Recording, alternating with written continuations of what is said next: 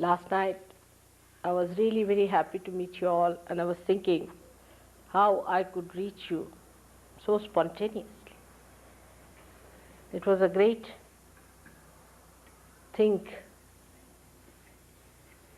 to share the moments of meeting you. I went into your beings, to your problems yesterday. As Gregor has said that you all have got mostly the left-sided problem, not so much the right side. Means ego is not so much there as your left-sided problem. And the left-sided problem is the problem that comes to you because of certain mistakes you have committed in your seeking. So it doesn't matter, it can be worked out. But the basic of the left-sided problem comes because I think you didn't get the love of your parents also in your childhood. One of the biggest problems is that of the mother's problem, that you didn't feel that security when you were a child to begin with. It's a mother's side, left side is a mother's side. The another thing could be that when you went into the society, they tried to create diffidence in you by their own norms and ideas about life. You see, their idea of success is very different from the idea of a seeker, because for a seeker, the only success he can have is when he has found out the truth. See, that's what he's seeking. And if one child is born who is a seeker in a family who doesn't know what a seeking is, they are just seeking money or something else like that, which is very superficial and nonsensical for a seeker, the diffidence grows in him gradually in the subconscious, and he starts thinking that, are we mad, or something wrong with us, or are we something strange people, what's happening to us? So how is it that we are so much different from the rest of the people who are madly doing other things, so much involved, and we don't find the fun in that? So the left side starts accumulating that diffidence within yourself. Then you find some friends who are with you, you find people who talk the same language sort of thing, that they are seekers, they have to seek, and they have to seek something. But the another diffidence that starts afterwards when you become a group, or sort of this whole thing becomes known to people who are, say, in the market, we can say, who are in the market, who are just trying to mobilize their money into new channels where they can make some money, you see. So these people, when they come to know about such a group which is still uncertain, does not know how to, where to go, what to do, you see, it's a very very vulnerable society, because there's nothing established, they don't know what to do, they realize that these people are wasting their time, the other people who are doing other seeking like money and all those things, they understand that. But they cannot also understand what they should do. So it's a very vulnerable, very risky type of a life they lead. And in that risk, the first hit comes when they give up their parents, you see. Because because of the parents' attitude towards them, they have to give up. And the parents in America, I was surprised, are really not at all kind to their children. They have only rights, they have no duties, I feel. I mean, it's just the other way around in India. They have no duties for their children. They are rich people, they don't look after your, needs, nothing. I mean, it's something surprising. The other day, somebody told me a story that if the son is having a party or something and he's enjoying himself with his friends, then if they puts the music little loud, the mother in the other house would ring up the police and call him to ask the police to arrest this fellow. I mean, this is one can't imagine in India. On the contrary, the mother, if she knows that the boys are going to have the party, she'll go all out to prepare something nice for them and how to make them happy, and she would disappear from there so that their age group should enjoy themselves. I mean, this is a very common practice in India. So many such things, have crawled up because of, I think, war. I would place it to one of the things is war. Because of war, your parents got disturbed and they got upset. Let's also give them some grace about it. All right. So they were all very much frantic and disturbed and their nerves were broken. Let's take it like that. Now, whatever it happened, then this also the material advancement, so-called, through your industrial development came through. All right. That also put such a pressure on them. I mean, if somebody has a TV, you must have TV. If you don't have a TV, then you are a gone case. If you have some plastics, you must have some plastics. They have some nylons, you must have some nylons. You see, the competition was in accumulating these things all the time.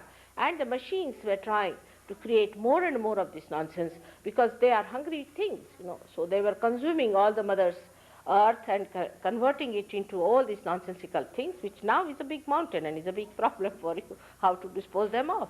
And the people in the household were trying to compete with others in this kind of a nonsensical pursuit. You see, the whole thing was a chaos for you because you are born with a different awareness within you, because you are awakened to a fact that material things are not going to give you joy. And this is what was difficult for you to convince your elders. And the elders also got into the funny ideas of Freud, I should say, and all the people started writing books about nonsensical things, how to treat your children, how to behave towards them. It's something absurd. I can't believe it. It's shocking when I hear. I mean, there was a girl in Switzerland, she told me that my child, who was only 1.5 months or something like that, died in his bedroom. I said, in his bedroom? I can't understand. What is that? They said, we don't make our children sleep with us. I mean, I can't understand. I can't understand. How can you leave? I mean, you can't sleep. Your children are not with you. You just can't sleep. You are so worried. And this is something, you see, from the very childhood. If you are left in another room, you feel, I mean, you must be frightened. And I don't know what must be happening to you. I mean, when I give you realization, I'm even worried about you. Now, what's going to happen to these children who have got realization? I have to leave somebody here to look after you, to consolidate it, to manage it, to make you grow. Otherwise, you may be frightened. It is so. With this, one feels very much disturbed and whom to blame? You see, you cannot blame anyone. The whole thing we can say it was to be like this, so accept it as it is. But it has harmed you on the left-hand side. So to begin with, in your psyche, I would say the problem started from the time you were born. Now, you took your birth with your choice. You decided to be born to these parents. You thought them to be sane people. Maybe your mistake. And then you took your birth in this great country, which had also some greatness about it, no doubt, which I will tell you now what is the greatness of this country, is why you were born in this country. And then thirdly, that you had to live with your own nature. You could not take to the nature of other people. And the difference between the two, the gap was so great that you just couldn't manage it, you see. And you had to get out of it. And once you are out of your home, you are absolutely vulnerable to these people who are attacking you. Because you are not yet matured enough to face them, you are quite young, and you are suddenly attacked, your innocence is attacked. Then now you should not do this to your children. That is very important. But now the children are going to be very powerful people. Now look at the matured ones sitting here, just like great, grand, old mothers, you see. They are watching the things. Like when I went back, these two boys, one without a shirt, one with a shirt, standing there. I asked him, what are you doing here? He said, we are looking after all the crooks who are trying to go inside. And we are protecting you from them. These two little things, one was so big, still they are. They have put all their toys there to fight. You see, all the crooks that are going in. So they are all standing there, both of them. So it's like that. You see, these great children are to be born, no doubt. But in between is your generation, which is a very important generation for me, because you are the foundation of that great kingdom, the kingdom of God. So you are also very important. So the first thing you have to do, as I said, to say that, Mother, I am not guilty. Do not take anything upon yourself. Say that, Mother, I am not guilty. You don't blame yourself for anything. All right? First thing. Secondly is that the left side gives you a kind of a diffidence. It's such a vicious circle, you get a diffidence, all right? Because of diffidence, you do not get your realization, maybe. Even if you get your realization, you go little bit coming, little bit going, you see all the time, and you get more diffidence. Then the vicious circle starts. The diffidence again stops your feeling the vibrations. Again you get into diffidence. You start blaming yourself and hating yourself. Again it goes in a very bad vicious circle. So first and foremost thing for all of you is to have complete confidence into your faith that you have to seek something beyond. First say, this is the first faith you should have, that you have to seek something beyond, and whatever you were doing in this may be mistaken, doesn't matter, but your aims were correct. Your aims were perfect and your aims were correct. All right. Now the second thing you have to know in yourself, that you are not all these things like the worldly things that you see, but you are the Spirit. You are the Spirit. Now believe that you are. Do not have diffidence because you have failed so far. Doesn't matter. Whatever has happened, ultimately if you find it, you find it. So second thing you have to know. Second thing you have to know that you are the Spirit.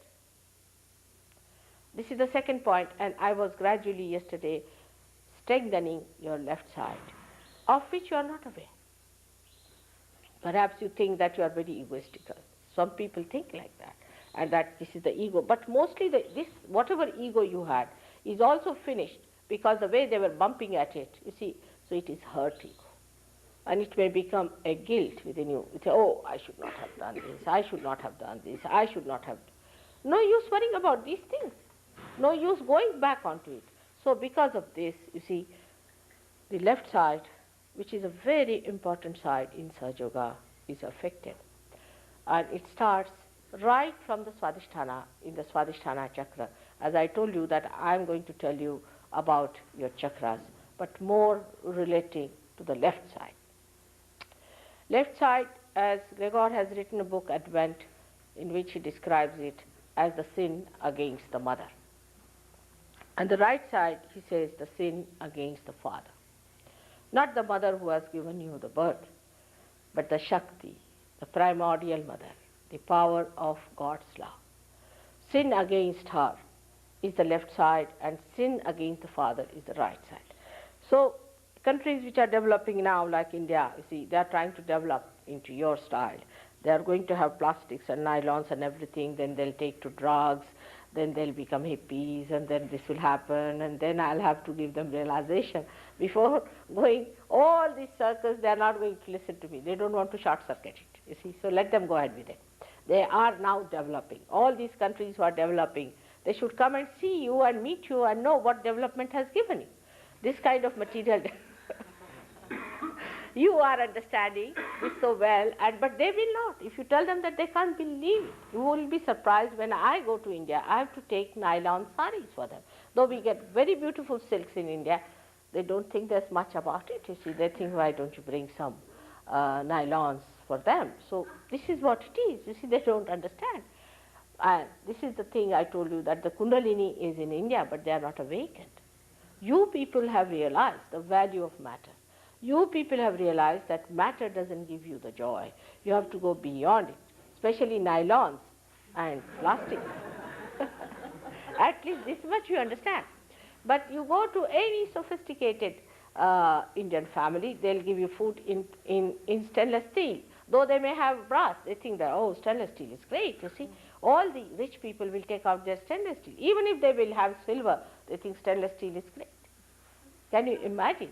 So this is the state in which they are, while you have reached that stage where you do realize the aesthetics of the matter, aesthetics of the matter, you understand. So you have in one side, on the right side, you have achieved quite a lot, I should say, and you should be confident on that style, at least that you understand the worthlessness of all these man-made things. That's something so great to achieve, that you want to have something that is God-made.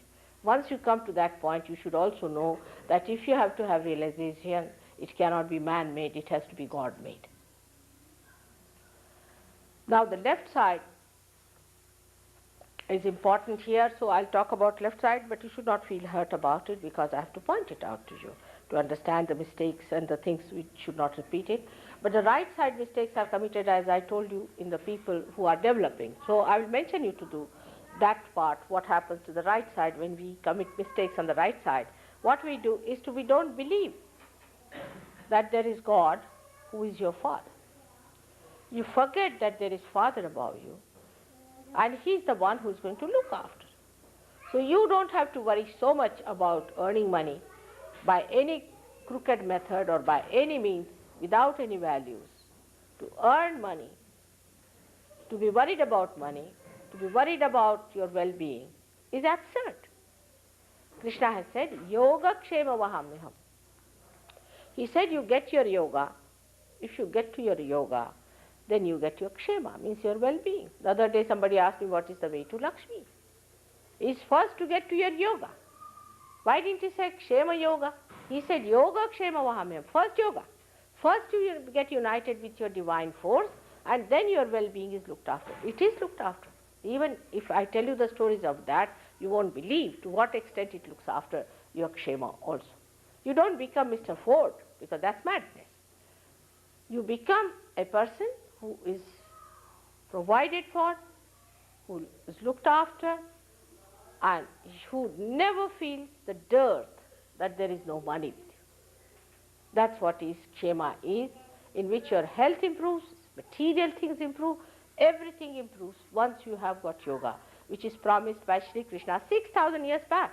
I am not saying something new, it was said about 6,000 years back. So you become a realized soul. By becoming realized soul, you realize that your Father, God Almighty, is the richest man in the whole world. He has everything. From where does it come? It comes from Him. Riches that we think are riches are not really riches.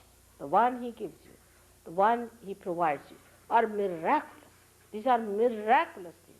And when it happens, I'll give you one example for this. Like in London, you see, we didn't have any place for the boys to live in and girls to live in. They wanted to form an ashram. There was a lady who bought a place because she had sold her place. She bought a place, a dilapidated, a ruined place in Lambeth Vale. Of course, you'll be surprised that William Blake has said, because I laid the foundations there, and it was, he said it, that the foundations will be laid in Lambeth Vale. He said that England is going to become Jerusalem. And he said in Lambeth Vale the foundations will be laid. Imagine this, William Blake and his prophecies. I stayed first in Surrey Hills. He has written that the first beacons will be lit in Surrey Hills. Can you believe this man? How good he was in prophesying. Whatever it is. This ashram could only provide rooms for very few boys and girls, and a big problem for them. So they said, Mother, we have to have some more places to live in. What are we to do? I said, all right, now you pray for it. Just ask. And a boy came with an idea, we should form a co-op. So they were not willing to form a co-op. They said, Mother, it takes 10 years to get a nice place in co-op. It's useless. I said, if he says so, just go ahead. So they formed a co-op.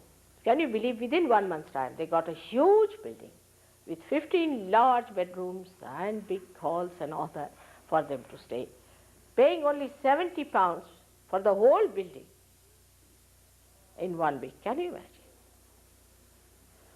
Then after a month, they got a huge, big, very, very big hotel with all things there, beds and linen and cutlery and crockery and everything that you could think of, paying only £70 per week for all such a huge big thing where about 25 people can easily live. And they have got halls and basements and this and that. We had 16 marriages on the Krishnashtami day. And all these newly married couples stayed in that hotel very nicely, paying nothing because you don't have to pay there. But these boys might have paid, I don't know what they did among themselves. But this is what it is. This is a kshema. And such a beautiful atmosphere in that place, everybody enjoying the pure knowledge and the pure love. Now we are on the left-hand side, and when I will discuss about the chakras, I'll be dealing, pertaining more to the left side and not to the right side, which is the side which we say is of material well-being, or say how do you get your physical well-being. You also get your physical well-being through this. Just raise it a little too. They can't quite hear. Can you see, all of you?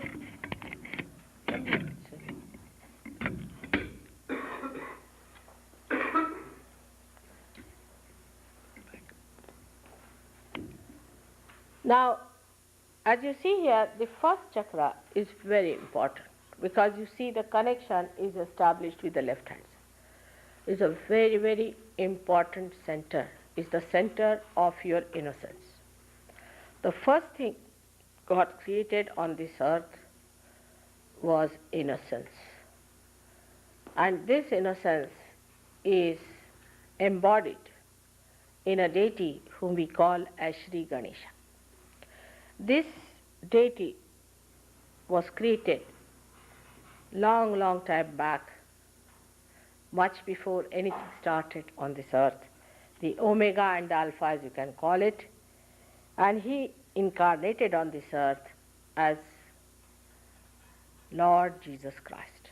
I was told that I have to be careful because there are many people who just don't believe in Jesus Christ. This is a very big conditioning of people because they are born in families who don't want to believe in Christ. Whether you like it or not, he exists. Not only he exists, but he is the only one who can really give us the path from here. So the first one is the center of our innocence. And this center of innocence was kept there at a position where it manifests in the growth, our pelvic plexus, which looks after the excretion of the body.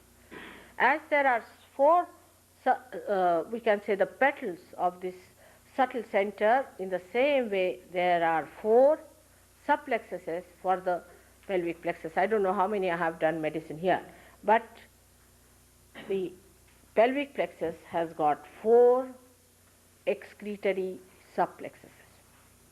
One of them is responsible for sex.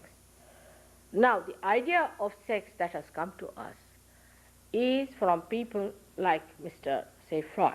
Now look at his life. What sort of a life he led? He had bad relations with his own mother, means a perverted fellow. Secondly, see, look at his sense. In his own life he should see the light of a person. Then secondly, that he had cancer for years together and he died with cancer. So physically he was nonsensical, mentally he was a pervert.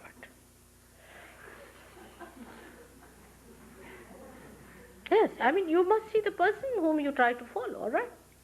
So it's so logical. Now you see his life as it is. He taught you, oh, that if you try to condition yourself about sex, and if you marry someone and you are married to one person and then you are attached, it's conditioning of the society. But he was half-baked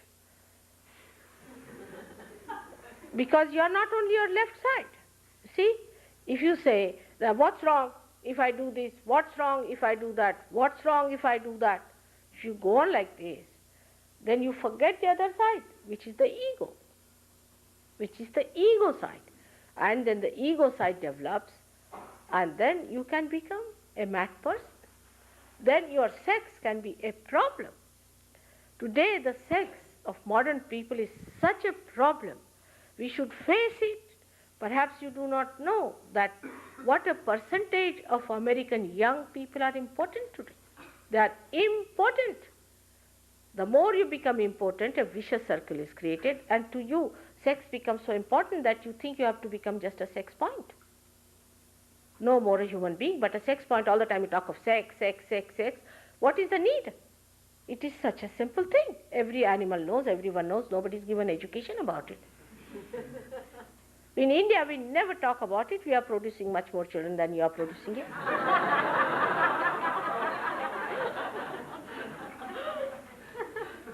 There's also another reason why we produce more children is The load has to be on us because children don't want to be born here. The conditions are so bad. In England, 2 children are killed. 2 children, can you believe it? Is announced. 2 children are killed every week by parents. I mean, I can't think of one parent in India who will do that. One. We have poverty, we have everything.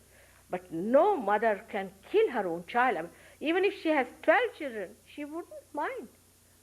Mind is not the thing. She loves them. She can't afford to lose even one child out of them. I mean, it is another extreme we have. Like, we can even sell our country for our children's sake. We are to that limit. You see, some of the people who are so attached to their children that they don't mind. For their children's sake, they can sell their country. I mean, that's going to another extreme. But I must say that children would like to be born in India, not here.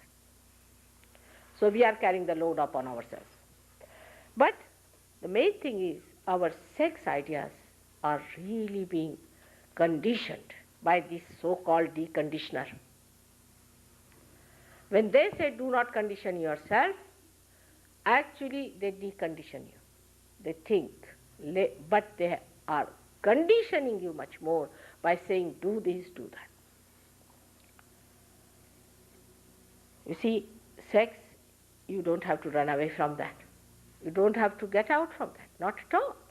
But sane ideas must be developed about sex, and you have to lead a very good married life. Married life is the blessing of the goddess on you. It's a Grahalakshmi. The way you treat your women, the women treat you the way, I mean, it's a reaction. You see, the men treated them so shabbily, now the women are becoming mad here. I must say they are getting mad. You can't live without men. How can you live without them? It's impossible. If you think you can live without men, you are sadly mistaken. It's a wrong idea. You cannot. And men can't live without you. Now you might say there are people, I was amazed also, another amazing thing I heard was that 65% people in California are homosexual. It's something shocking, another thing it is. Because it's perversion. Now why it happens? I had a boy in New York who came to me, who was like a boy, he had mustaches, everything, was talking like a woman, you know. I said, what's wrong with this fellow? First I didn't understand, you know. Then they told me, mother, he's something like that, and this, that, and that. I said, all right. But actually he was possessed by a woman. He was possessed by a woman. I removed that possession, and he said, now I feel like a man, and he started walking in a different way altogether. He changed his gait and everything, and he was walking in a different way. Just imagine, it was just a possession of a woman on him. So he was behaving like a woman, and he was seeking a company of a man instead of a woman, which he should seek. That's a normal thing to do. And he became abnormal. Now when they became abnormal, nobody is there to protect it. Nobody is going to tell them that this is abnormal. This is nothing that you should say, this is sin, this is illegal. Nobody is going to listen to that. If you tell human beings this is wrong, they will sit on your head. They will never do it. Never tell them this is wrong. Tell them this is right. Go ahead with it. When they suffer, they will come back. This is the way our modern society is working towards you. All right, you want homosexuality? Permit it. You want killing? Permit it. Whatever you want, you do it. Well, they have a feeling behind them that once you allow them to do what they like, either they'll be finished completely once for all, headache is gone, or once they realize they'll come back to normalcy. I think this must be the basics for everybody not going into it and finding out that 65% people are suffering from such an absurd thing, which is not at all joy-giving. It's never joy-giving. It's just ego pampering. Because some women told me, mother, these men are so dominating and they are so horrid, and that's why we should not have anything to do with them. All right? And they try to push us here and there, and they try to harass us, so we have nothing to do with them. We'll have ladies together. I said, that's not the way. You should know how to handle them. They are very sweet. Oh, they are extremely sweet. You see, you should know how to handle them. They are like children, absolutely like children. But you have to be a real mother to understand them. They are so sweet, you can't imagine. They are extremely sweet and good people. Same about men, I would say, that the way they see the women are sort of dominating them and all that. There are ways of handling the women of that kind also. You can manage that. You see, you have forgotten the sweet methods of romance. You see, now the romance depends on the wig you wear. If a woman is wearing a particular type of a wig, the man falls in love. She changes the wig, the love is finished. These kind of artificial ideas, if you have about your relationship with each other, if it is the hair you like, if it is the eyes you like and all that, it will not last. But the feeling that we belong to each other, just we belong to each other and we have to love each other. Then you don't see these defects in each other, you don't find these problems, not at all. I mean, you need not be with your husband all the time, but you enjoy the separation. And then you enjoy also the meeting. It's not that if you are away from him, then you are bored stiff, not at all. It's a very sweet thing that happens to you and can happen to all of you when you are realized. Once you are realized, you come to such a normal position that the whole thing normalizes, you see, because that's an absolute point. That's the thing that takes away all your imbalances, all your problems, and you really know what is love, what is enjoyment. This Gregor is the one who came here, did all kinds of nonsensical things here, you know. The day he was telling to me the other day that, Mother, you are the master of putting all the pieces together in a very nice integrated manner. And it's true that it is the spirit in you, God does that. It just brings back everything that's all looking so ugly and so disintegrated into one beautiful form. And all the romances that you have heard of, now he is such a romance for his wife, you know, he's so romantic that nobody can believe that he's a modern man. A modern man is not supposed to be romantic about his wife. He can be romantic about anybody else's wife, but not his own.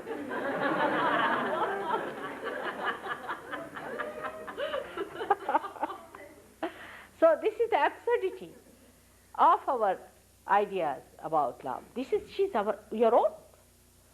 Why not enjoy your own things instead of enjoying somebody else's things? Like in India, you see, supposing you get an Indian, he may be a thug, he may come to your house and run away with your things, you know, may run away with all your things that you have, can't do it. But if you get another one, a Western man in the house, he'll run away with your wife only. You don't know what he will do. He'll talk very sweetly and run away with a wife. And he will think, oh, I've done such a great thing, she loves me, and he is not bothered as to the whole system of the family is finished, the whole thing is finished. Like we had one boy, a journalist, who was 26-year-old, and his friend was 24-year-old, and he invited the friend to his house. The mother was 48-year-old, and she ran away with the friend. And 4 children were left behind, and her father didn't know what to do. She had a divorce, and she got the house divided. The children are thrown to places. I mean, this is absurd. How can you do it? And she came to me, oh, I'm in love with him, Mother. I said, this little boy who is younger to your son, how can you be in love? Are you mad? You must be mad to believe in such a thing. And the fellow was interested in her money, perhaps, maybe. I don't know what he was interested, but they were in love, supposed to be in love. I don't know what sort of a love is this one. See, how can you be in love with your great-grandchildren? It's absurd. You know, this is so absurd. You see these 80-year-old people trying to copy with you, going in a pub and dancing like you with the shaking hands and everything shaking and collapsing next moment. What is there to compete with these young children? You are grown up, you are matured, you are sensible, you are sane, enjoy them. It's a funny thing, you see, in these modernity we have gone very much away from reality. That's why we are away from joy and enjoyment. All right, so this is it, that sex, it is to be used for its right purpose and to be used at its right point, means at the Muladhara. Christ said one thing. He said, it is written, thou shalt not commit adultery. I say, thou shalt not have adulterous eyes, because he knew this would happen, and he is placed at that point where he controls the eyes. Nowadays we have started doing sex with our eyes, this flirting business. What do you get out of it? Looking at this girl, looking at that girl, looking at this girl, that girl, what are you getting? Your eyes are ruined, your attention is ruined, you are finished and fagged out. And by the time you have seen 20 girls, you sit down and say, ah. This is the best way to age. And then you go to beauty clinics and try to look younger. See, what is the need to look at these girls like this? They are all your sisters. Have purity in your heart. There is no need to waste your attention so much. There is no need to waste your attention. For an Indian would be looking at the things and you will be looking at the women or the men. You finish your choice at a point. You finish it and enjoy it. Even in guru shopping you do the same thing. You have come to me now, I have told you the truth. But tomorrow another guru comes in, let's go and have a look. If you have that kind of a frivolous idea about yourself, Sahaja Yoga is not going to work out in you. You have to settle down with it. You have to work it out. Your spirit is to be completely uncovered and is to be brought into complete consciousness of yours. You should really become the master. Unless and until you are master, you should not give in. And don't go to these people just to look at them, because you spoil your attention. So, doing sex with your thinking leads you to impotency. If you have to eat food with your mouth, you start eating with your nose, the mouth will be finished because it's frozen, and the nose will be finished too, and you won't be eating either. Whatever things have to do, whatever ways, you should allow that organ to work out that thing. So that's why the spontaneity in sex is lost. You think about it, plan about. How can you plan? I just can't understand. You plan about everything that is so spontaneous. And that's why there is such a problem. And people talk here as if sex is something out of the blue. It is just there, it exists, and you don't have to learn about it. It is all there, and to talk about it also is not necessary. It is your own private. It's absolutely private and sacred thing between you and your wife. That's all. Nothing beyond, nothing before. It's a very sacred thing. The more sacred it is, the more you enjoy it. I have known people in India who are 90 years of age and still very potent. One gentleman came to tell me that, mother, my wife has died and I'm still, I don't know. I said, it's all right. He said, how do you manage? I told him, how do you manage? He said, I'm living in her separation, I'm living. That's how they live. And they manage themselves. While here the people at a very young age just become exhausted and finished. So we have to understand that in Sahaja Yoga, you try, it will work out. It works out also. Gradually your attention will be stationed. You will be very much in the center and you will develop your innocence in such a beautiful manner. You get back your innocence in such. Can you believe it? Completely become so innocent and so simple that you are amazed at yourself. Your innocence is there as far as money is concerned, no doubt. Still you are intact on that point. On that point, Indians are not. You are innocent as far as material things are concerned. For example, you don't mind giving all the money to these horrible gurus as long as you get your realization. But there, I think, innocence is not stupidity. How can you give money for your realization? I mean, it's a simple thing, you must understand. You cannot pay money for your realization. One thing you must understand. Anybody who says, now I've got vibration, some people go to someone and feel heated up. Then they go on feeling heated up more and more and more. This heat is coming from that man and is going to increase your heat all the time. And it is going to increase and increase and increase, and your chakras are going to be ruined completely by this fellow. It has to be reduced, it has to come to the cooling point, and you must feel the cooling point. If you cannot feel the cooling point, then you must know that this man is absolutely wrong. Heat is not the sign of cleansing. When you are feeling heat here now, for example, it is because the cleansing is taking place. Once the cleansing is over, the cool breeze must blow in and you must feel the cool breeze. Now some people might feel absolutely cold, just like frozen. That's also not a good sign. That means you are left-sided. Some of you may feel that kind of a thing. It's not the feeling, the cold is the point, it's the feeling, the cool breeze. It's a breeze-like feeling that you get from my photograph also will get. That's the way you have to judge yourself. You judge yourself, establish yourself, keep your chakras clean, and you'll be amazed how you become a master of the whole art. You will be able to give realization, each one of you, to thousands of people. So now in the second chakra when we come, is I would say is the chakra of your seeking. We call that as the second chakra because the third chakra comes out of it. Is the chakra in which you seek. It starts from very, very beginning. When you were a human being, you did not realize that you came to this stage in thousands and thousands and thousands of years. First of all, as any animal, what you do is to seek God in food. You just seek food.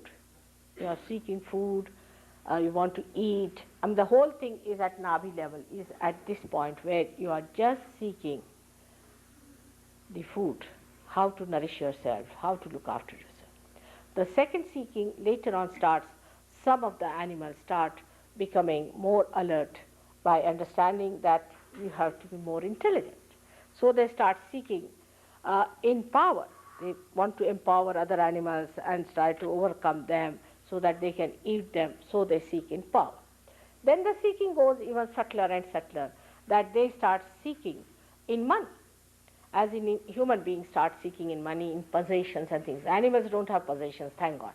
Because possessions means headache. You have to have insurance, you have to have this, you have to have that. So the human beings start getting the possessions and all these things, and they start going into this seeking. But the last and foremost seeking is of the very evolved is the seeking of the spirit, the seeking of God. This is the real thing that should happen to us when you are at that point of maturity. Then this happening takes place.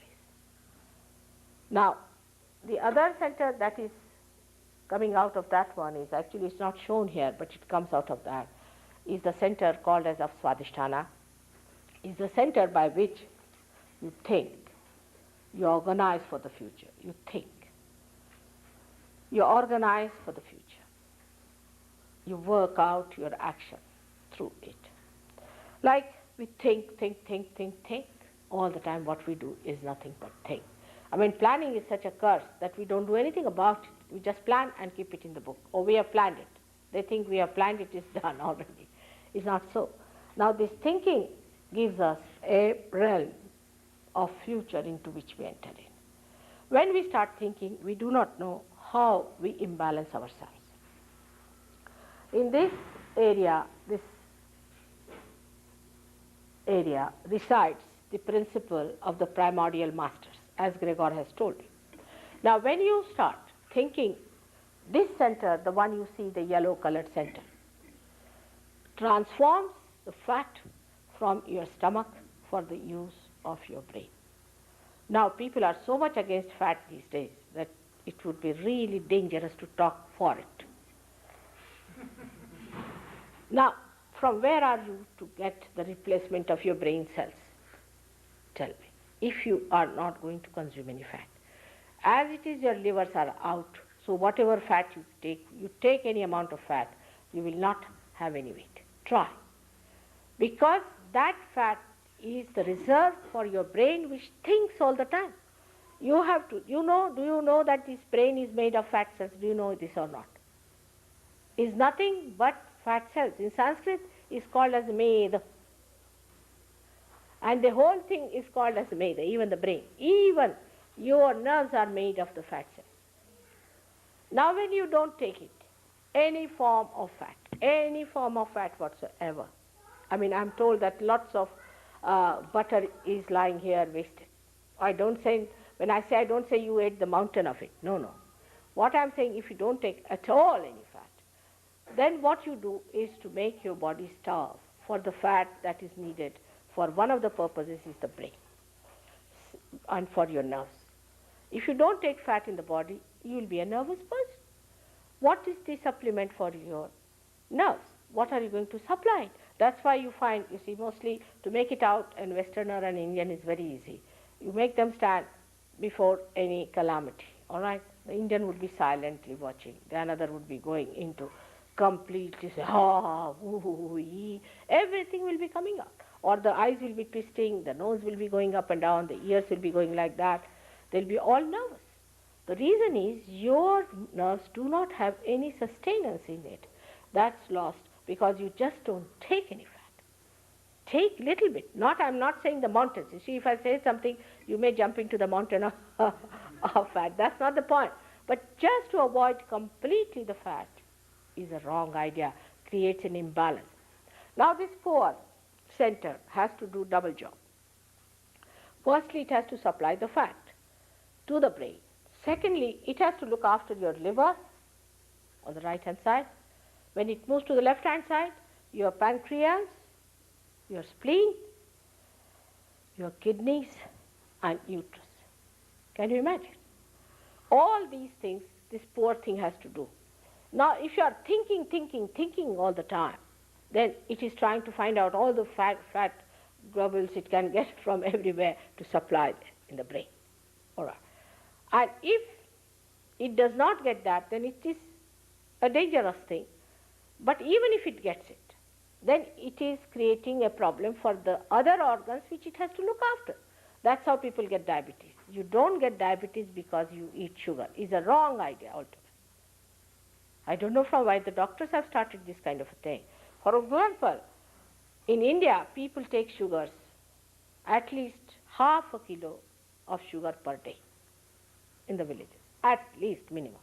They eat more sugar than they eat rice. Take it from me. But nobody has diabetes. Why? Because they don't think.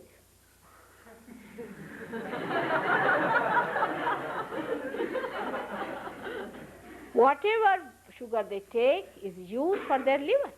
Now, if you do not give your liver any sugar, now ask anyone how the liver acts. Liver is the one that takes out all your poison. Now, this poison is to be taken out of the liver by water. Now, if you take the water and drink on top of that, what happens? That the hydrogen becomes heavier. I mean, there's H3 added to it, and the whole system of H2O, which has to be neutral, becomes like this, and you can't receive any heat into it. So the whole heat, which is the poison, accumulates in the liver. You get all kinds of liver problems, all kinds of liver problems. Practically, most of the Western people have liver problems, but they don't know it till they discover it. Till they are absolutely on the verge of something very fatal, they do not discover about liver. Now this hydrogen, which pulls it down, you see, becomes like an arrow, doesn't receive anything from the liver, the heat.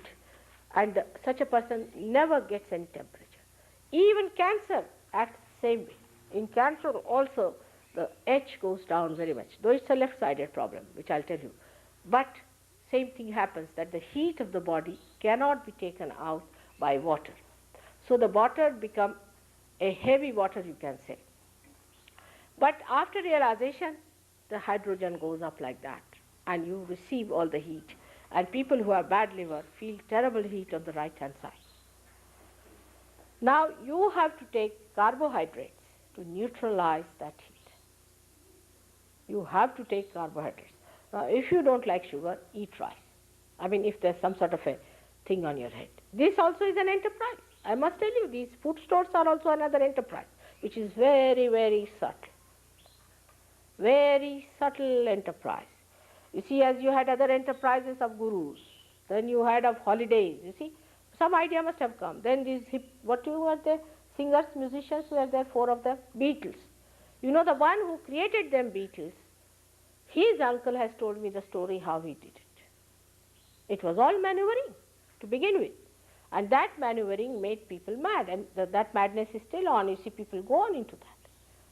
It's all auto-suggestion and all those things, they work it out. They're psychologists, you see, and they know how to maneuver people and how to dominate them. They know, and they manage it. They work it out on your weaknesses, like you do not know about food. Now, some of the health food I ate, it was not for human beings, it was for buffaloes, I felt.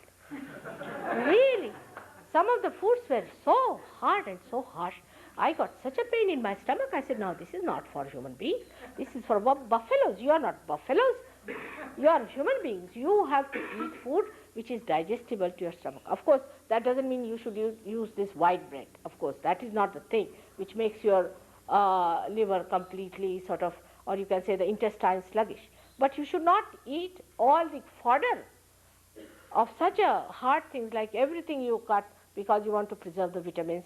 You will cut everything and eat everything like that. Japanese are the worst on this. Japanese are the worst. I mean, there's nothing that they don't eat. They eat everything that you could think of. I mean, you can't eat their food the way they eat. First thing they served me at a very special banquet where the princess was there and all that, was a shell with all these moss around it. See, for us Indians, as it is, a little fussy about these things. And my daughters were there. I said, what is in there? It's a, say, live thing. I said, live? We were all frightened. What is live? They said, the oyster or something is live inside. And they poked it and it started going like that, you see. I said, oh God, how do you eat it? And the Japanese just twisted it down and ate it off, you see. And they eat everything raw. There was a boy who was eating peanuts. We asked him, what are you eating? He said, I'm eating these prawns. He was just feeling them out and eating them nicely. Can you imagine? This is the way they eat their food, which is not meant for the human body. You have to cook. But your women are so busy with liberation, they don't cook. They don't cook. You should learn to cook to handle your husbands. You see, if you know how to cook, it's very simple. In our Saj Yoga Center, we teach them how to cook. Because if you know cook, you are the master. You see, men are really so simple. I mean, really so I cook very well. I'm an excellent cook, I should say. But a gentleman came to see me. He was a German, and he told me that there was one chairman of a company that he told me, if you want to eat the best chicken, ask Mrs. Srivastav to cook for it. That's my another name. And she's an excellent cook. I was surprised I had this reputation all over that I cook so well with chicken. And he came all the way, you see, and he brought the chicken with him. And he came all the way to cook with me and to eat it. And he was a very big man also himself. I was amazed to see that just to learn how to cook the chicken. He said, my wife doesn't know how to cook. Just imagine how helpless he was. All men are helpless as far as food is concerned. If you give them good food, you see, they may say, oh, we can eat whatever we like. But it's not so. If you know their tastes and things, and if you know how to handle them, it's very easy to handle them. Like somebody told me, Indian men are very great cowards. I said, why? Because they don't know how to cook, that's why they don't divorce. Imagine to say such a thing. It's not that. They're very wise. What's this of changing every day a wife, you see? One wife, she knows all about your habits, she knows everything, she knows how to cook for you. It's a good idea. We carry on very well as companions. Every time if you change, God knows she may come as a shrew, she may come as anything. You may lose your head with somebody, another may break your hand, another may break your legs. It's better to know one and handle her for this lifetime. So next time at least you don't face that time. It's very simple and wise way of living together to understand that in one lifetime only, if you live with one person, you develop that love, that attention, that understanding, because human beings basically are very good. If you live with somebody for 2 days, you will just see the superficial things of that person. That may not be good. So to get to the depth of a person, it's necessary you live with that person with a loving care, you see that person, and you will discover how beautiful that person is. He is so beautiful sometimes that you're surprised at him. The other day, I had to go for something to a hospital. I mean, I never go to a hospital, but something happened and doctors were after my life, you must do this, you must do that. And my husband couldn't see that. He was so upset, he had never seen me like that. So he went back to his office, he put his head like this, and he was sitting there, didn't do any work and anything. So when he came back, I was angry with him. I said, what do you mean by not being here? I was here and there were other people. But actually I knew what he was doing. So I went and told him, I know you ran away, you coward, you couldn't stand there. He said, it's true, I couldn't see it. And then his secretary told me, oh boy, he was horrid. He wouldn't talk to me, he wouldn't allow me to do anything. That's what happened. So to understand a man, it's such a great thing to love. I don't know if you realize that. It's such a great thing to love, to give. It's much greater than to have. Giving, I don't know if you have tried or not. All my life I've done nothing but giving. And I think I feel so happy about it. The real source of happiness lies in giving only, not in taking, I tell you. It's such a great thing to give. Give, give, give. And you'll be amazed you have no dearth of anything. That is what one has to understand. But to think about what things I should preserve, what things I should give, what is there to think? If somebody likes to have it, doesn't matter. It works out. Now, the second center is also of the Lakshmi center, because you asked me how to get the Lakshmi. Now, this is the center of Lakshmi, because Lakshmi is the deity of the center, and the deity actually who is the male side of it is the one who is the kinetic side. The power is the potential side and the kinetic side is the male side. So Lakshmi is the power of Narayana. Narayana is the deity whom you call as Vishnu. That's why Vishnu only incarnates. Because he comes for our seeking, he incarnates to give us our higher awareness. Always the Vishnu incarnates, or the aspects of Vishnu incarnate.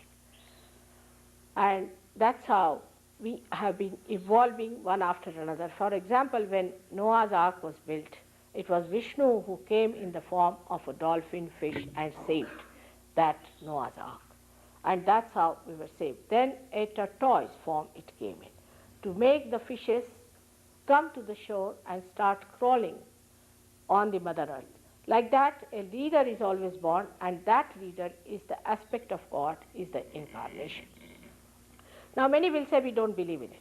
So many are like that. We don't believe in this, don't believe in that, don't believe in that. We believe in this and believe in this. Now how can you say that? First of all, know that you say this because you are conditioned for something. You have a fixation. When you say I believe in it, or you say I don't believe in it, you have not reached your absolute awareness, have you? How can you judge? You cannot judge. So you have to become that. Once you become that, you just put your hands and ask the question, was Vishnu an incarnation?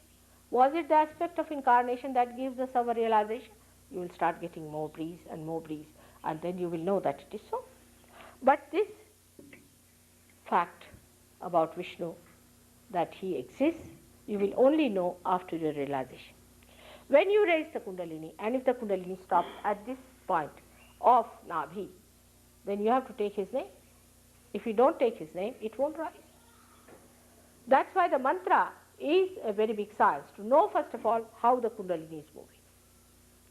You can say the mantra is like, to give it very gross example, is like a toll that you pay at every point.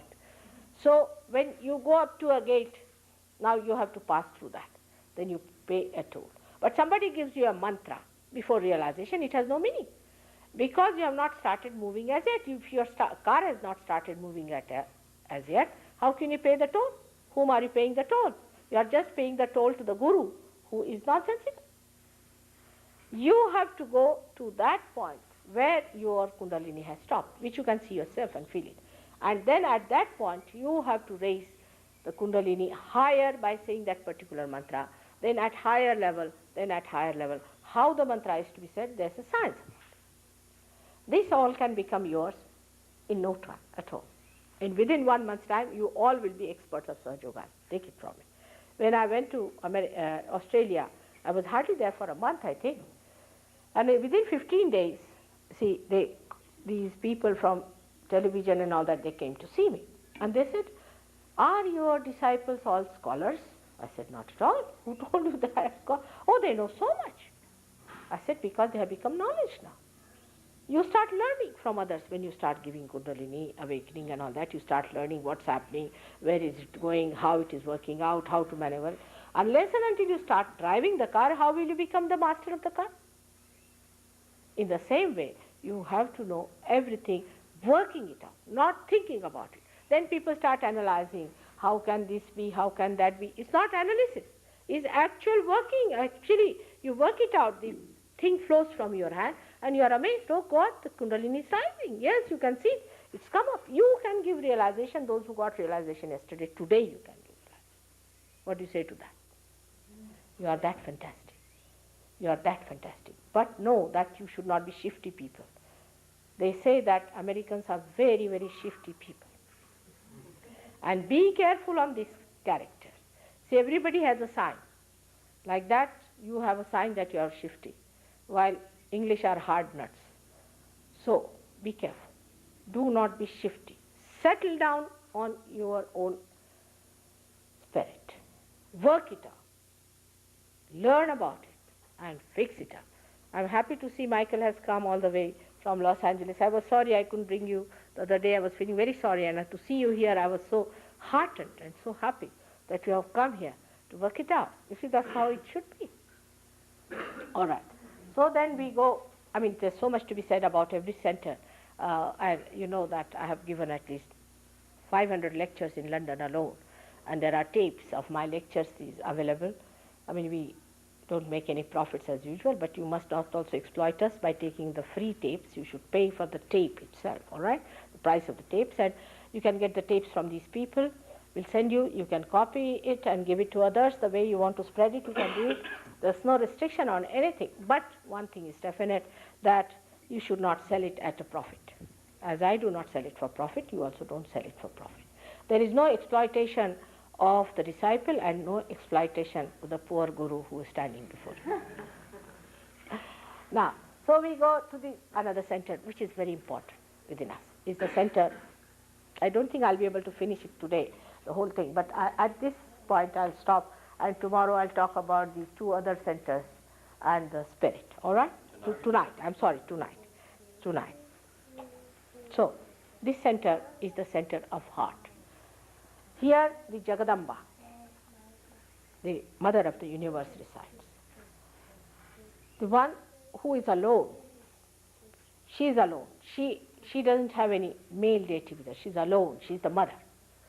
And she looks after the people who are struggling in this ocean of illusion.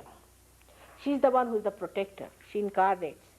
It's said that she has incarnated 1,000 times, but she has incarnated many a time. Now this Jagadamba is the one who resides there at that point. And when you are a child, say about 12 years of age, she creates the antibodies in the sternum bone, and these antibodies spread into the whole body and protect you from the outer problems. Now those people who have the problem of this, especially in ladies, comes from insecurities in life. If you are insecure, then you get the palpitation, and such women at the extreme can develop breast cancer. If you can re-establish this, breast cancer can be cured in no time. Now, the other center which are important in this is of the father and the mother on both the sides. Now, the father is on the right hand side, is governed by Sri Rama. Sri Rama and Sita, who came on this earth, they are not standing in the center, so you can see it very clearly that they are not worried about the evolution part of it, but they came on this earth to establish the right conduct of a person, especially in the political and economic field of life. How to be an ideal, a philosopher, or you can say a benevolent king. He tried to establish the symbol of that, Sri Rama, and those people who suffer from father's problem. Supposing the father has died very early, they have this problem. And the symptoms of that is you get asthmas. You develop asthmas. If you have any problem of the father, if your father has died early, or your father is torturing you, or you have no respect for your father, if you are a bad father, I mean the fatherhood itself, when it is challenged, you get these problems, and asthma develops. Asthma, what you call that, breathing trouble develops. It could be with a combination of that, right side heart, and also Vishuddhi, but mostly it is the right side heart. It could combine with the Vishuddhi. Now, the left hand side is the mother's thing, is the Parvati, is the wife of Sadashiva, which resides there in her form as a mother, Annapurna, or she's the one who is the giver of food. She gives you food. When she is in you, you find that if you cook for 2 people, it will last for as many as who want to eat there. It's like that. This is the deity that comes when it is awakened, it works out. Now, when this Swadhisthana chakra is governed by Brahmadeva and Saraswati. Those who are students, for them it is essential to get this, because they are the gods and goddesses of your arts like music, dancing, and all those things. Also, they give you the power of truth in the sense that if you have a good swadhisthana, then if you say something, it comes out true. Your vani means your tongue, your vani, voice, your tongues that you speak becomes the truth, is the power of this one. With the Lakshmi Tattva, as I told you, you get your affluence. Wherever you go, you bring affluence. You go to any house, people get affluence. You touch anything, people become better off. All the problems go out. And if you have problems on this, whatever you may try, you will never get rich. It will be always be a problem, and you will have sort of losses and things like that. Now the left side Vishuddhi is the Vishuddhi Nabhi, which you catch very often here because of drugs. Now I must warn you that left side Nabhi gives you also a problem with money, always with money. Because if you have got left side problem, the Lakshmi just disappears. She just disappears. If you go more onto the left hand side, it is even worse. So alcoholism and all these things take you to a state where you start losing money, and you can become very much poor with that. So the poverty comes in with that kind of thing. The right side Nabhi is the one that gives you liver problems and gives you a very dominating nature maybe, or a temperament by which you get very much angry. Left side Nabhi has another very serious problem, which is a very serious one, where if your spleen gets affected, for example, people who are very jerky type, they have having their food, then they are running to the work. This can happen to the people who are right-sided also, because they are very speedy people, they are working, and then they want to eat the food at the same time, think about something, they will attend to many things at the same time. And this spleen has to look after all the emergencies and has to supply the blood cells. Because of this kind of a frantic temperament of the person, what happens, the spleen becomes frantic, and then the serious disease like blood cancer comes in. Moreover, this is nothing, because there is an antichrist who has come in this country, settled down here. He's a regular 666 who gives you also blood cancer. So it's a very serious thing, and all these things only takes place when you are not aware of it, you do not know. It can be cured completely with Sahaja Yoga, no doubt. It can be cured by your Kundalini awakening. That's the only way you can cure Sahaja Yoga. There's no other way out. But you have to first of all know how to manage your Kundalini, how to raise it. But the first thing you have to do is to give up some of your fixations you have, because it's a new venue you are entering into. And like any scientist, you should keep yourself open, absolutely open, and see for yourself and know for yourself that you have to understand everything in such a way that it should be logical. It should be logical, and through your vibratory awareness, not by your thinking. First you understand it, and logically you will see it is true. So it is you who judge yourself, it is you who understand everything, it is you who grow, and it is you, the one who grows, sees also things. So I leave it to you, all these things to happen to you in your own wisdom and in your own freedom. All these things should be done. But just now I won't say don't do this and don't do that. You will just give up just like that. Because once you find your spirit, you are never bored. You have no time. You are enjoying yourself so much. You have no time for anything, even for smoking you forget. That's how I am a very tricky person. I said no use telling them don't do, otherwise they'll never come to my programs. Let them come and then I'll manage. Then you start really saving money on these nonsensical things, nonsensical habits that you have got, you want to get rid of them, it just works out. So for the time being, I think today is all right, but in the evening time, I'll tell you all the rest of it. And we have got luckily here 2 persons who have agreed to stay. She was in London and Michael was with me, who are deciding to stay in Santa Cruz. It is she who brought me here. It is she who gave all this idea. And it is now her responsibility to see that you are put onto the right path, and that without challenging your ego, she should do it, because it can be dangerous also. So, because she is one of you, so you may not like it, her telling you something, so don't mind. You will become like her also. Don't feel that there's something aggressive about her. That is very important, because with me it's all right, because first of all I'm a mother, and also I'm something different. But for her, you will think she's just like you. So doesn't matter. You will become like her, and you can also give realization to many. Thank you very much. So any questions? I'll answer them.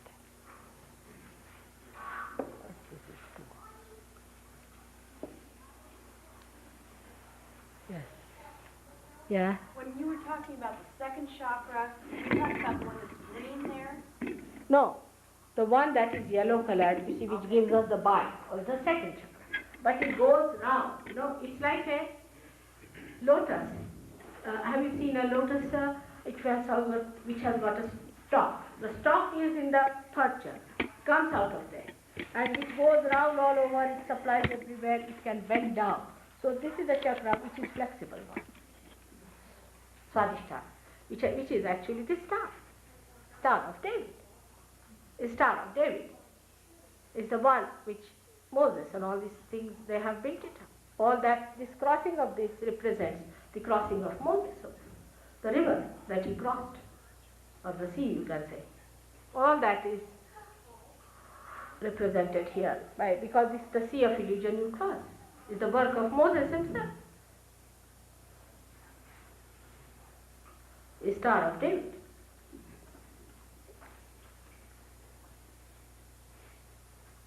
Yes.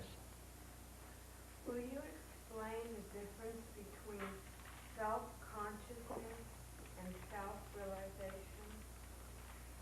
The difference between self-consciousness and self-realization.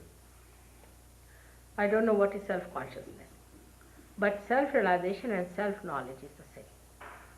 But self-consciousness, what I learned, my own Indian English, I would say, is that you are very conscious of yourself, that you are very particular about your body, and you are, there's another word for that in English language, is that vanity? Something. That's different. Self-knowledge, Atma Bodha, knowledge of the self. One by one, all right. Just one here, one there, then. All right? Huh? Last night I went home. I was here last night, and I went home and did as you told me to do. And I went to bed to go to sleep, and it was terrifying. Why? What happened? Well, I was having nightmares. Yes, you may. In the first day you may have. Because, you see, there are spirits around and they will try to dissuade you. Well, what came was an image of my mother, and she was killing herself. Your mother? Yeah. It can be anything. You see, what happens sometimes when you sleep, I mean, you must have had, first of all, a very deep sleep. That's one thing happens. But when you come out of that sleep, sometimes you pass through your subconscious area in the beginning. And the impressions that you have had in your sushupti, which is the deeper sleep, are not there. But you just remember what you have seen in your present subconscious mind, see? And you touch that. But afterwards you get rid of it, no problem. It happens. Also, I want to ask you a question about, you said last night about drinking, and when people become alcoholics, are they possessed by negative forces? They could be, very much. Okay. Because they go to the left side. You see, if you drink, you go to the left side. You are in a vulnerable state then, because you enter into an area which is unknown to you, is the collective subconscious. And people can attack you, see, which is possible. Like Michael himself will tell you, he was, after realization, he started seeing them the way they were there. He could see them. And then he could fight them better, because if you become something else, you can fight them better. Otherwise they are in you. Till you become mad, you don't know they are there. Also, is that passed on from mother to child? Very much. Very much. Very much, no doubt. You see, you share them even from your friends sometimes.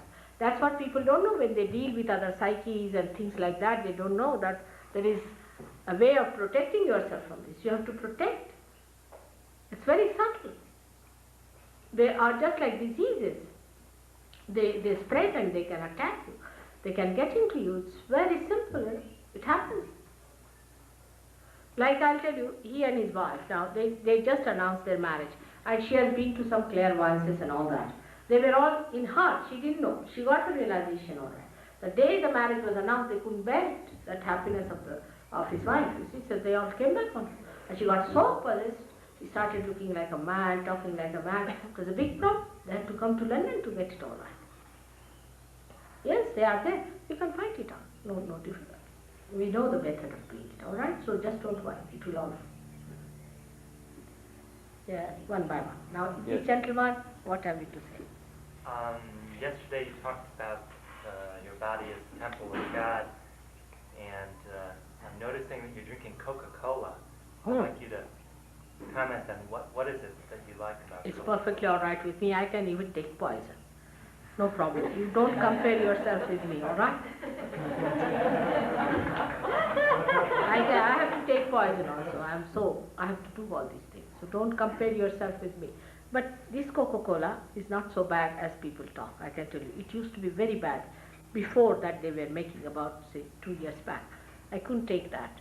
But there's nothing wrong with it. I think it's sort of also I feel, I don't know, but maybe some sort of enmity is sort of an enmity that it is very popular. Maybe people are trying to say something.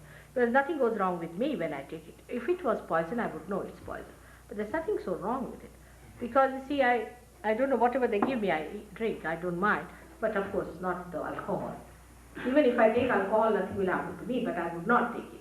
Because I don't need it at all. I'm already in the spirits. I don't need it. But now with I don't think there's wrong in this Coca-Cola. It used to be bad once upon a time, I would say about a year back or so. I never liked it. But now I don't mind because something they had it in it is they have removed. There was some sort of Too expensive to put cocaine in it now. Now I don't think they put in cocaine. Oh, they must be putting cocaine. They used to. Now this is it, all right? So there's nothing wrong with it. It's a commercial. Yeah. They must.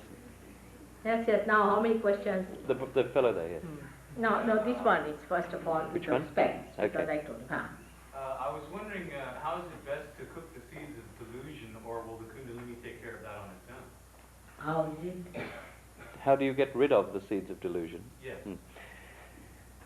He says how to get rid of the seeds of delusion. Will Kundalini look after that? Of course. That's what I'm saying. Once the light comes in, that all goes out. The darkness goes out. You will be amazed. Yes, it's true. Yes. Now what's it, Michael? Now you have asked me so many questions before. Still on, huh? Let the others ask. Now what is it? You can come home and ask me now. What Yes. is it? Yes? Yeah, Mataji, so you manifest yourself in dreams? Pardon? Does she manifest herself in dreams? To you? No, that Mataji manifests herself in dreams. Do you manifest yourself in dreams? She understood. I don't know what I should say. I do so many things I cannot confess them to you. I'm sorry. It has to be done. What to do? There's some way of communicating. Your television wouldn't take me on.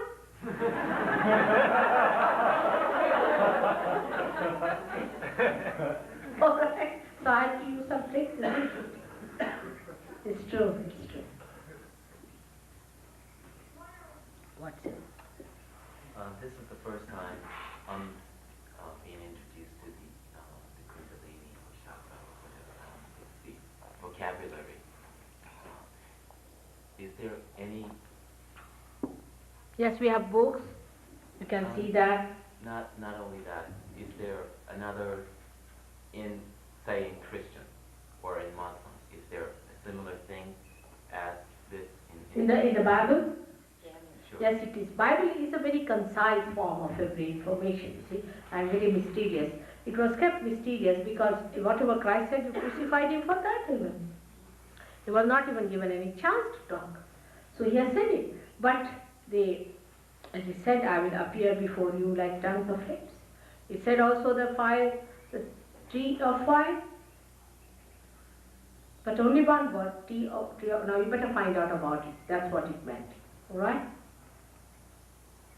So many things that Christ has said, you will see that in your ascent. You will find it. It's all there. The Alpha and Omega, everything that he said is helpful. Even his mantra we use, Lord's Prayer is used for opening this center. If nobody has any other question, I have another one. But someone has there. Oh. Let's have. Now who is the person? You two. I have a question. Coming out of a place of isolation and wanting to participate more in the society and learn from people and spread my energy and give, I'm becoming caught up in the desire and need to work and make money and do what other people are doing, and it's pulling me further and further away from myself. And I can see this happening, and at the same time I feel really oppressed and yet caught in the need to do this because this is what is done on this What's planet. she saying? Well, the isolation in society is keeping her away from, on the other hand, she feels the need to come back into society. Of course I'm saying the same thing. Why should you isolate? You are the part and parcel of the whole. There is no need to isolate from your society. Only the cowards would isolate. You have to fight in the society itself. Do you know, I am a married woman. I've got my grandchildren. I've got my husband. On the other side, I'm very busy. Extremely busy.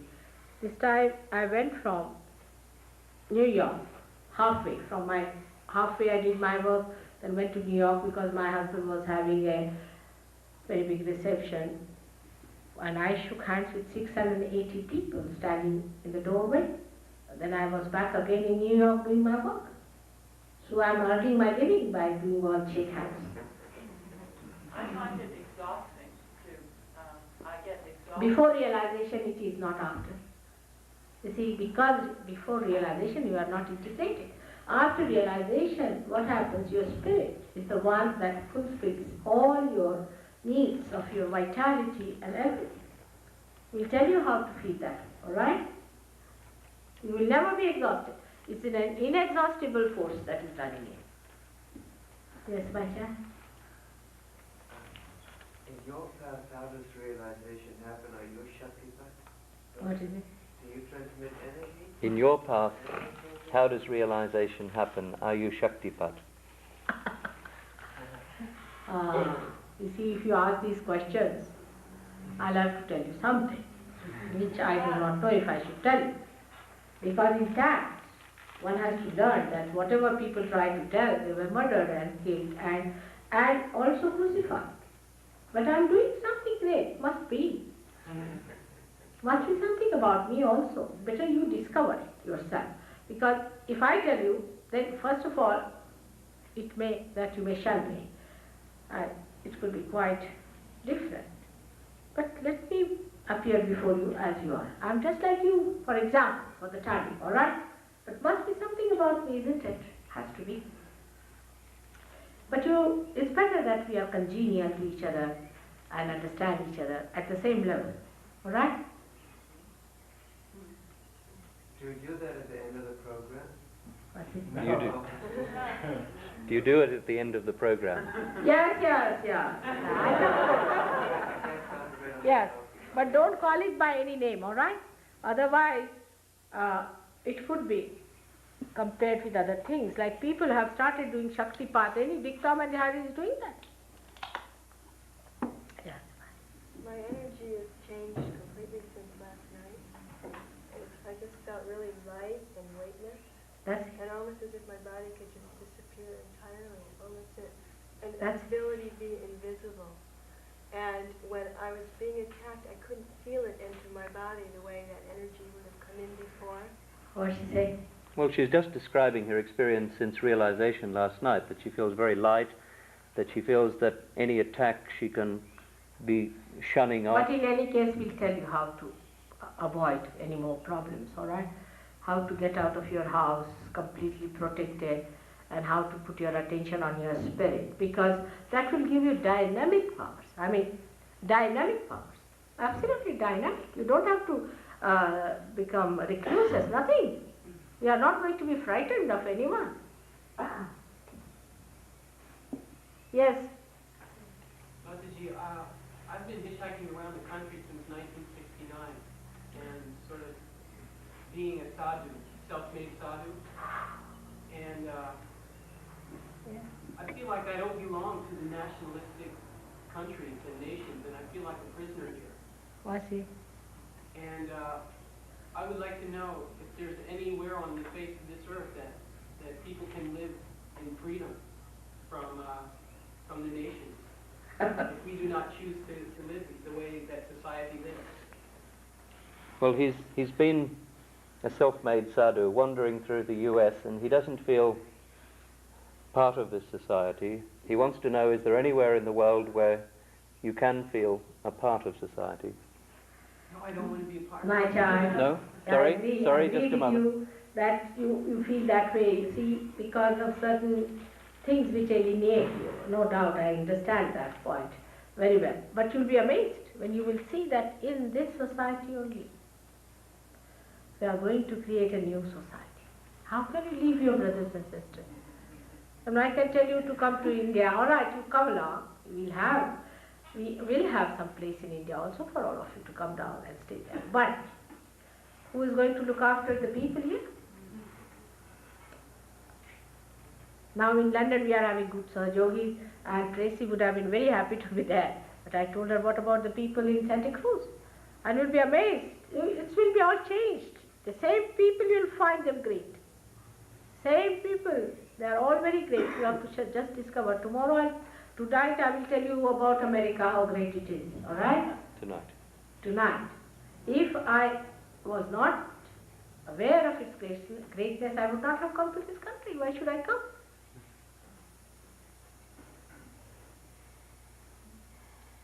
Yes. How best to continue with your teachings if we can't come tonight? What's he? How best to continue with your teachings if he can't come tonight? She is going to be here. Better to be here if possible, because there are books that, you see, it is something that has to be practiced in every day-to-day life, you see, with your friends and things, and it's things that grows within yourself. It is not any teaching as such, it is the growth that takes place. Can I just make an announcement? That we have circulated a pad where they... Sorry, 1 second. We have been circulating a pad so that everybody who is interested can put his address, so that we can get in touch with you again. With your telephone number. Where is this pad now? Has it reached the end of the crowd? It has not circulated. So please, it will stay with Harry. Harry, will you please get up just so that people can see you? Okay. And before leaving, please leave your address and phone number. And if you cannot come this evening, we will go back to you. Are you all right? I mean, that's practical in short words. Now you don't do those exercises, all right? Yeah. Yes, you'll be all right. Mm. Yes. Yeah. Right now in this country we have some very powerful men who have the ability in their hands to destroy all the planet through nuclear warfare. It's as if they are deluded by demons. And I would like to know, what is the role of the yogi teacher in representing the yoga of light to these people? What does he say? Well, we've got very powerful people here in America, and he's worried about the power that these people have. He's likening them perhaps to demons, and he wants to know what in yoga and in yogic terms we can do about it. As I told you yesterday, leave them to me, all right? I have dealt with them, all of them. I know how to deal with them. Everybody is getting sick. That's the beginning. Yes. I also heard that great yogis have incarnated in America. What is he? Say again? I also have heard that great yogis from the past have incarnated in America now. He's also heard that great yogis from the past have taken birth here in America. Yes, it's true. Young children. You see, one is guarding outside. Your daughter again, the one who was sitting on your lap. Tremendous, isn't she? Like a grown-up lady. See, looking at everyone. Yesterday those two girls who walked in, there's one coming in now. Oh yes, yes, very great people are born, no doubt. No doubt about it. You should become a father of one of them if you want to. All right, good idea. So we have to have good married lives, first of all. You see, they won't be married to people who do not have good married lives, isn't it? So that we have to have first of all. So the second stage would be to marry you all.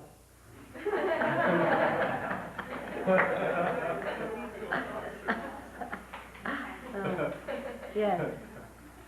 The man in my life and I would like to be able to dream together, find ourselves, each other in our dreams, and have a dream together. How can we do that? What she did. The man in her life and she want to be able to dream together, see each other together in dreams. Why you don't are together in reality? Yeah. That is the dream itself. Reality looks like a dream, you know. It's so beautiful. Best thing is to be in reality. Everything in reality, in present, every moment. Every moment of life is dynamic. We don't live in the present. We live in the past or in the future. This would be living in the past or in the future. Just enjoy what you have. But that I cannot just say that it is happening again. I would say it's happening. I cannot just say you be in the present, it won't work out. It's a brainwashing that. No, it has to happen. Right?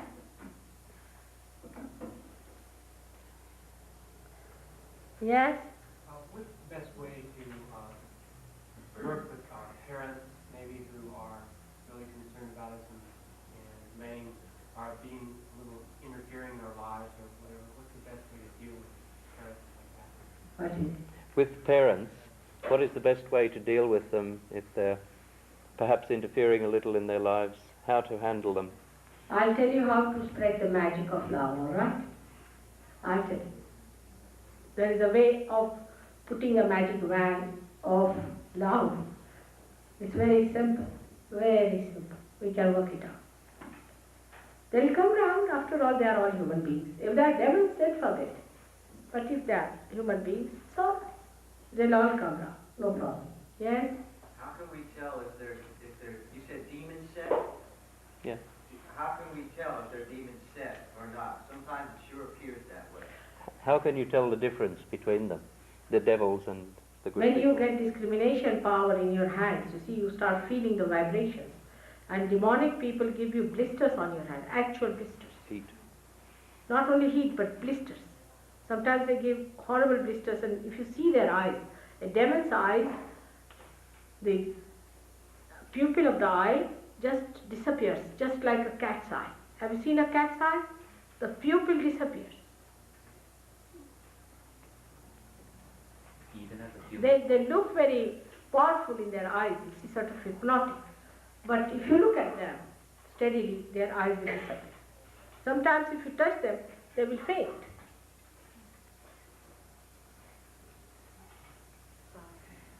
Yeah, no, Alva.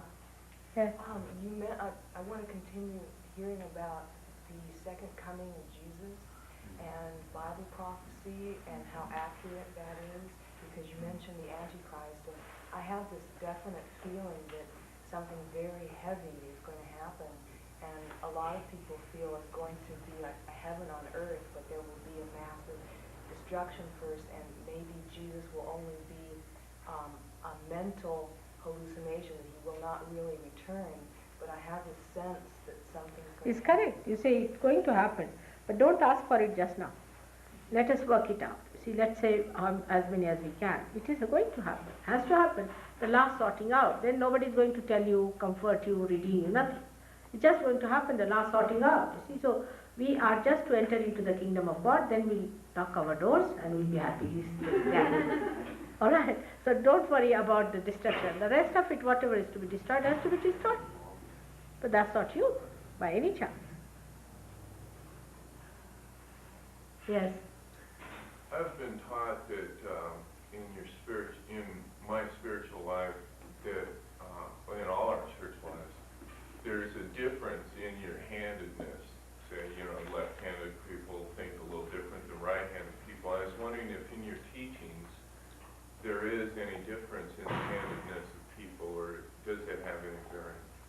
Does the left-handedness or right-handedness of a person have any effect?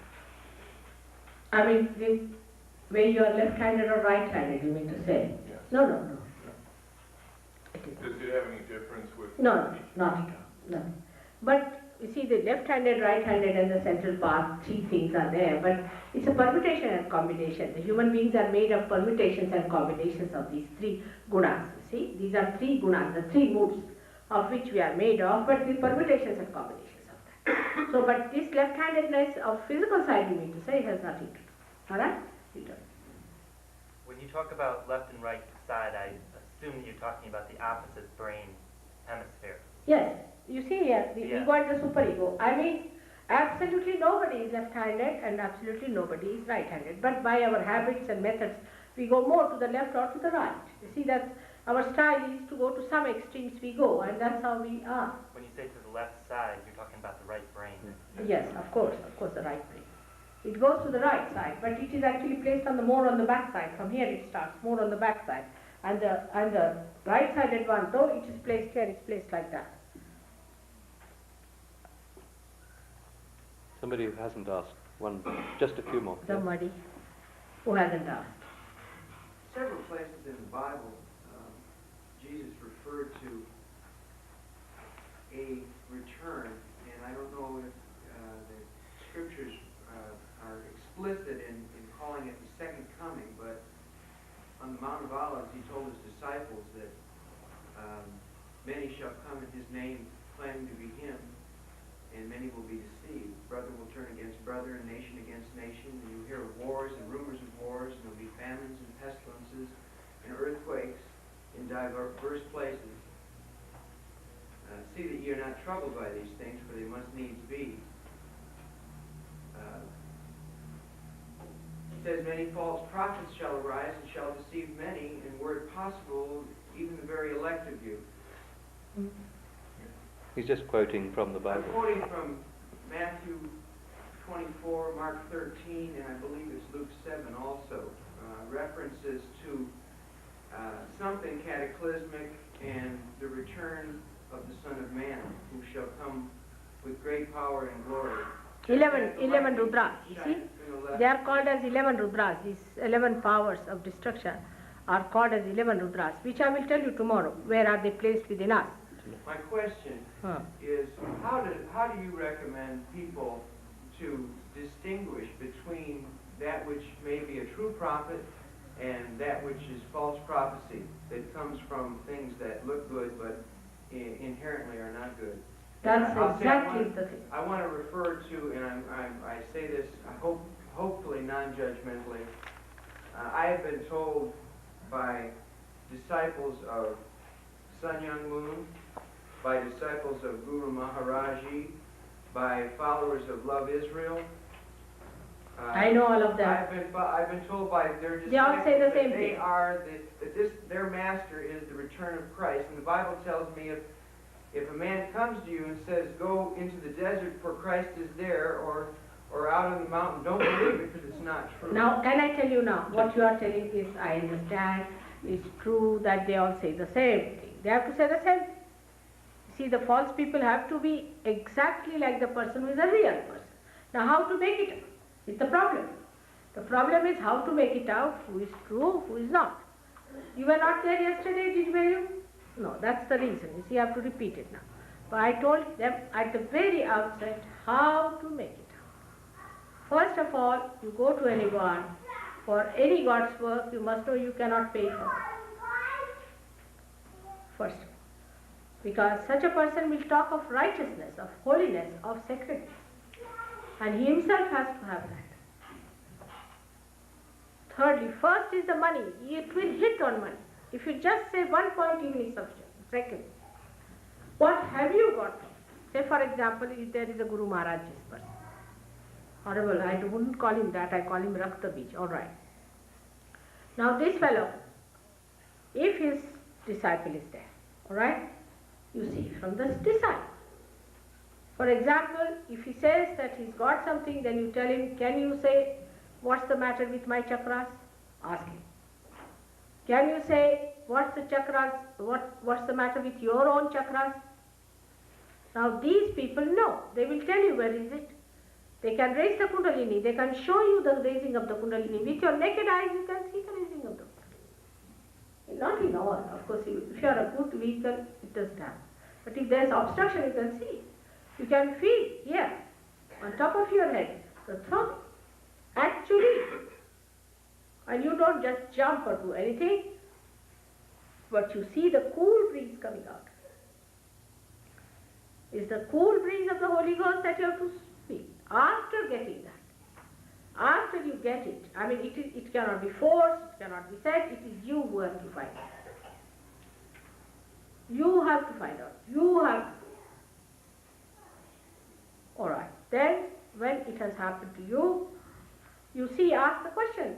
Everything can be found out by asking questions. Ask a question. Is there God? You get the cool breeze in your hand. Quite a lot of it, if you are realized. But if you say, is this gentleman is a realized soul, you will get heat or your vibrations will stop. Or maybe you might get blisters. Your awareness becomes empowered with that discrimination because of this cool breeze of the Holy Ghost flowing through you.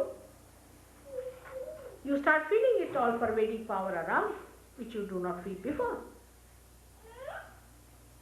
So when these people talk to you, you should know what have you got yourself. Alright? This is the main thing. What have you got? Now as she said, we'll teach her how to give realization. Today, we'll be giving realization to people. Those who have felt cool breeze yesterday can give realization today. Can you believe it? Those who felt the cool breeze yesterday and today also they are feeling it should come this side and they will give them realization. Alright? Work it out. Let's have the experience. Alright? Who is the one who has to ask one more question? It shouldn't take long, just ask me one. Now you ask now. Meditation? Not there, not there. Not there. I'll tell you how to do. The meditation part you forget, the rest. Now who is there? At the back. Now Michael. Okay. I hear a lot of people talking about God realization and about spiritual terminology, and I still see a lot of fears. And I'm wondering if you could talk about how people can confront their fear and maybe let go of it. What did she say? She hears a lot of talk about realization and so on, but she wants to know how to confront fear. That's her point. You see, first of all, unless and until I'm not talking, I'm going to make you get it. Alright? Yes. That's the point. It's not talking. Let's do it now. You want me to talk all the time by asking questions? No. Now one more. What is it? Is there a specific way that I can protect my daughters when we're around? We'll teach you all that. Now can we make it short? Yes. Better. Talking makes the people think. The more talking, the more thinking. Yes, said it. Yes, said it. See, better not talk. Thinking, you won't get it. You have been thinking, talking, arguing, everything you have done so far. Now better get to it and get over your fears and everything. Now come forward and little forward so that you leave little space in rest. And be comfortable.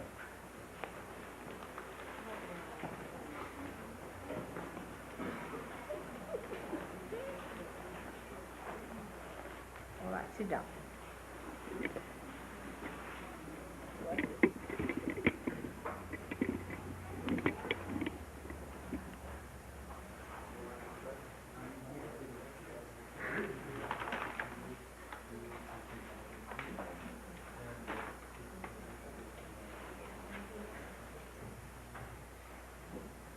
It is the direct experience that you must have.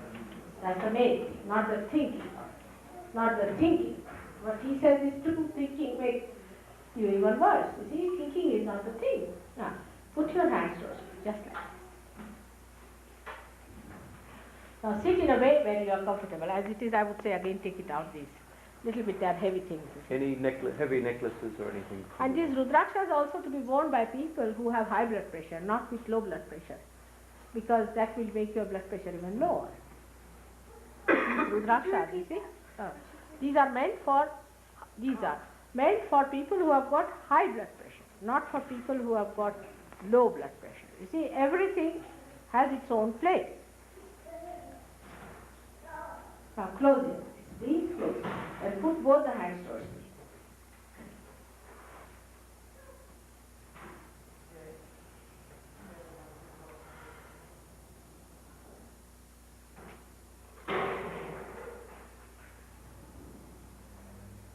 Close your eyes, just close it. And don't shake your body. Keep it steady, you have to keep it steady.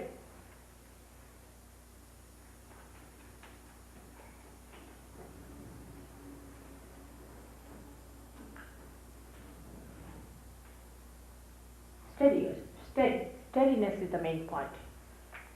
Now your attention, you just loosen it. Loosen your attention. Do not fix it into any point whatsoever. But if you can't help it, then you can put your attention on top of your head, but not anywhere else. Do not fix it anywhere. Keep it loose. It will just work out.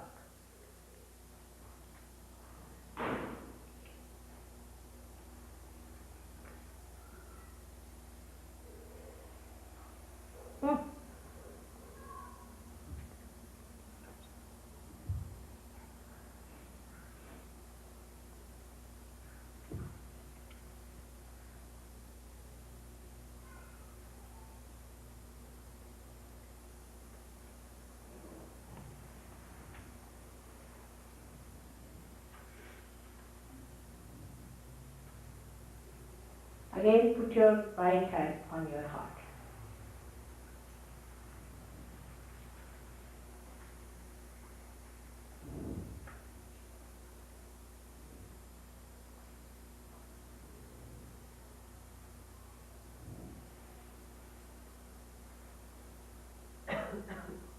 And ask the question, Mother, am I the Spirit? Just ask the question.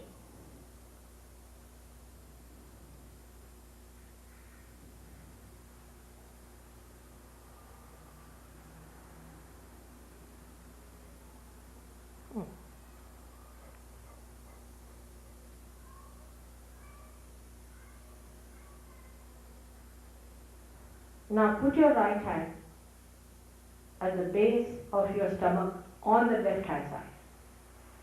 It's the Swadhisthana chakra on the left hand side. Is just on the left hand side. It's very important. Now ask the question, Mother, am I the pure knowledge? Or make me the pure knowledge. Just say, Mother, make me the pure knowledge. You are.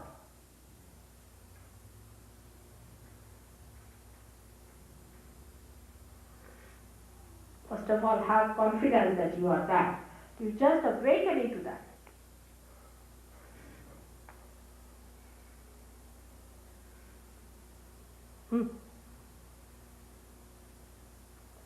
Now, go little higher in the stomach, above the ocean of the spleen. So you know that? Higher, nearer the ribs, more on the ribs. Not absolutely, little lower than the ribs. Press hard. Left hand towards me. And right hand just here, here. Now, close your eyes. Close your eyes. Close your eyes. And say, Mother, make me my own Guru. Your own Guru. Your own Master. Make me my own Guru. Press your right hand. Little deep. But don't stop your breathing. Breathe normally as much as you can. This you have to say 10 times.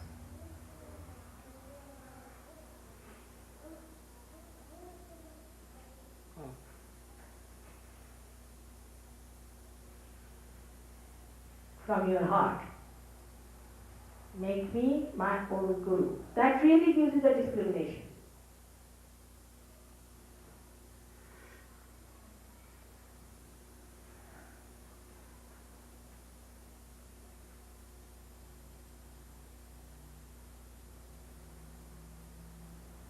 Now raise it higher. Put it at your heart level. Left hand should be towards me as if you are asking for something, alright? Just like this. Straight hand. Now at the heart point, just say, Mother,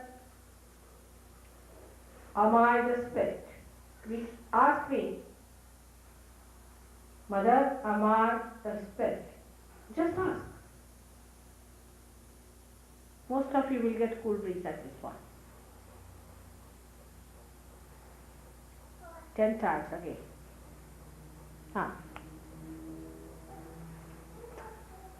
So many are getting it. It's very cool. It's very cool. Good. Just ask, Mother, am I the spirit? 10 times. Good.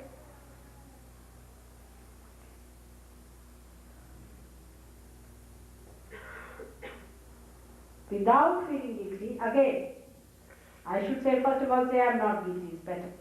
Put your right hand higher on the neck, on the left hand side, on the neck. This is the left Vishuddhi. Now just say, Mother, I am not guilty. Say it again 16 times, because you people are really a very bad Vishuddhi. I was clearing yesterday till 2 o'clock in the night your left Vishuddhis. What is there to feel guilty, my children? What harm have you done? Have you killed somebody? What have you done? Why are you so guilty? Go on saying, Mother, I am not guilty at all. Your confidence is not there.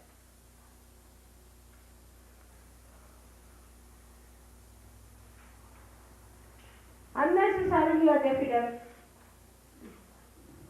Left side, yeah. Just not to be guilty at all, alright? If you feel guilty, you are punishing yourself for nothing at all. Why are you punishing yourself? Just say, Mother, I am not guilty. Put your right hand here. Close your eyes properly. Put it down here. See, there must be a kind of a lump of your so-called guilt. All myth. It's all mythical. It's a very, very big myth you are carrying on and feeling sorry and suffering. What is there to suffer? You just say, Mother, I do not suffer and I have no guilt of any kind.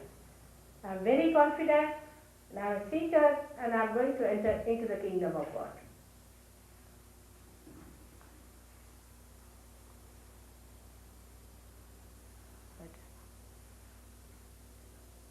Still there, still there, still there. I don't know how many years you have been doing that. Don't be guilty about anything. Whatever you have done is nothing.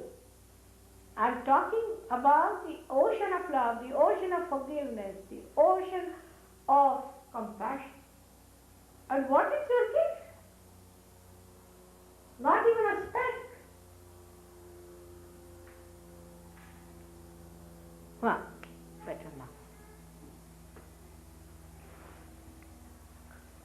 Now, you can put both the hands towards me.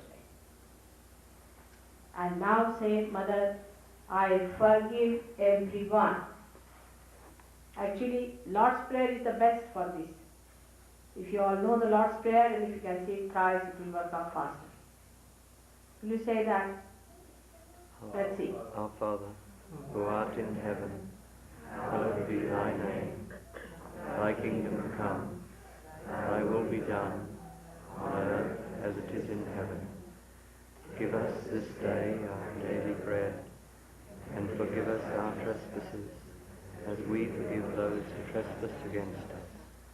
And lead us not into temptation, but deliver us from evil. For thine is the kingdom, the power, and the glory, forever and ever. Amen. Again. Our Father, who art in heaven, hallowed be thy name. Thy kingdom come, thy will be done, on it is in heaven. Give us this day our daily bread, and forgive us our trespasses, as we forgive those who trespass against us. And lead us not into temptation, but deliver us from evil. For thine is the kingdom, and the power, and the glory, forever and ever. Amen.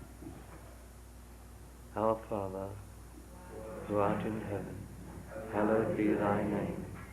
Thy kingdom come, thy will be done, on earth as it is in heaven. Give us this day our daily bread, and forgive us our trespasses, as we forgive those who trespass against us. And lead us not into temptation, but deliver us from evil. For thine is the kingdom, the power, and the glory, forever and ever. Amen. Now ask for your realization. You have to ask. I cannot just give you without your asking. As I said, your freedom is the most important. You have to ask. Put your both hands towards me and say, Mother, please give us our realization. Or you can say, please give me my realization. You have to ask for it.